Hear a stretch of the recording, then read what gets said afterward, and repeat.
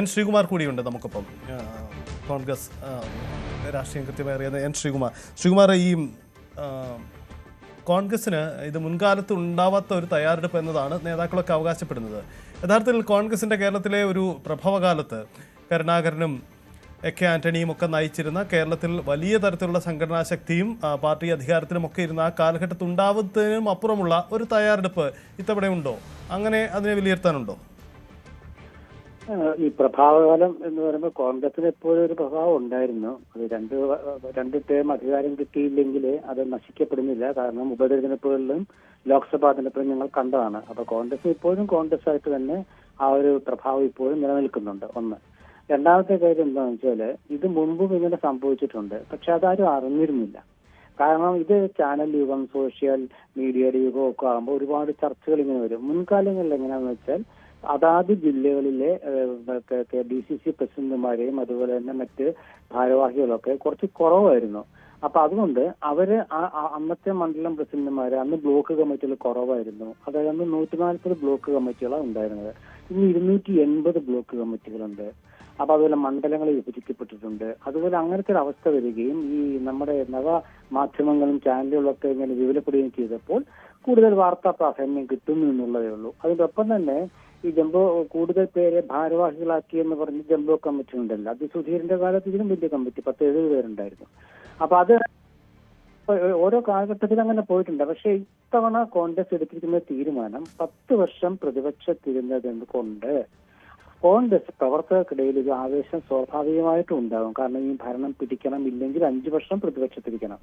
അപ്പൊ ആ ഒരു അവരുടെ ഒരു ആഗ്രഹത്തെ ഒരു തീവ്ര മുന്നൊരുക്കം എന്നാണ് അവരതിന്റെ പേരിട്ടിരിക്കുന്നത്. ഒരു തീവ്രമായ മുന്നൊരുക്കത്തിൽ മുൻപ് വാർത്തകൾ എന്നൊക്കെ പറഞ്ഞൊക്കെ ഉണ്ടായിരുന്നു. പക്ഷെ തീവ്രമായ മുന്നൊരുക്കം എന്ന് പറഞ്ഞുകൊണ്ട് എല്ലാ വാർഡുകളിലും ഇതിനു മുമ്പ് തന്നെ എന്റെ ബൂത്ത് എന്റെ അഭിമാനം എന്ന് പറഞ്ഞുകൊണ്ട് മുതിർന്ന നേതാക്കളെല്ലാം ബൂത്തുകളിലേക്ക് അവരടുപ്പിച്ചിരുന്നു. KPCC പ്രസിഡന്റ് അടക്കം എന്റെ ബൂത്ത് എന്ന് എന്റെ അഭിമാനം എന്ന മുദ്രാവാക്യത്തിൽ പെട്ട ആളാണ്. അപ്പൊ അങ്ങനെ ഒരു അടിത്തട്ടിലേക്ക് ഇതൊക്കെ കൊണ്ടുവന്ന് ഒക്കെ സുധാകരന്റെ കാലത്ത് കൊണ്ടുവന്നാണ്. അങ്ങനെയൊക്കെ കൊണ്ടുവന്ന് യൂണിറ്റ് കമ്മിറ്റികൾ ഉണ്ടാക്കി. അങ്ങനെ ഒരുപാട് അതൊക്കെ കൃത്യമായിട്ട് എല്ലാം ചരിക്കുന്നുണ്ടോ ചോദിച്ചാൽ ഒന്നുമില്ല. പക്ഷെ ഒക്കെ സജീവമായി നിലനിൽക്കാൻ അവർക്ക് സാധിച്ചിട്ടുണ്ട്. അതിനിപ്പോ എങ്ങനെയാണെന്ന് വെച്ചാല് ഓരോ ജില്ലയിലും അവിടെയുള്ള പ്രത്യേക സാഹചര്യം കണക്കാക്കിയിട്ട് മുതിർന്ന നേതാക്കളോട്, അതായത് അസംബ്ലിയിലേക്ക് മത്സരിക്കാൻ താല്പര്യമുള്ള അല്ലെങ്കിൽ അങ്ങനെയൊക്കെ കാത്തിരിക്കുന്നവരൊക്കെ പറഞ്ഞിരിക്കുന്നത് തദ്ദേശ തെരഞ്ഞെടുപ്പിൽ നേതൃത്വം അത് മത്സരിച്ചിട്ടാവാം, മത്സരിക്കാതെ ആവാം. പക്ഷെ മിക്കവാറും ആളുകൾ മത്സര രംഗത്ത് വന്നുകൊണ്ടാണ്. അതിനുശേഷം നിയമസഭയിലേക്ക് വരുമ്പോൾ പിന്നെ അപ്പൊ തീരുമാനിച്ചാൽ മതിയല്ലോ. അപ്പൊ ഇങ്ങനെ വരുമ്പോൾ സാധാരണ പ്രവർത്തകർക്ക് മുതിർന്ന നേതാക്കളും ഞങ്ങളും തുല്യരാണ് എന്നുള്ള രീതിയിലേക്ക് എത്തുകയാണ്. അപ്പൊ അതുകൊണ്ട് അവിടെ ഒരു അപകർഷതാബോധം നഷ്ടപ്പെടുന്നു. ഞങ്ങൾക്ക് എന്താ MLA ഒക്കെ ആകാൻ പറ്റില്ലേ, ഞങ്ങൾ എന്ത് കൗൺസിലറും വാർഡ് മെമ്പറാണോ? അല്ല, നിങ്ങൾക്കൊപ്പം ഞങ്ങളുമുണ്ട് എന്ന് തെളിയിക്കപ്പെടുകയാണ്. അതാണ് ഈ മുൻകൂർ ഇപ്പം പ്രഖ്യാപിക്കുന്നത്. മുൻകാലങ്ങളിൽ എങ്ങനെയൊക്കെ പ്രഖ്യാപിക്കാറില്ല മേയർമാരെ ഒന്നും.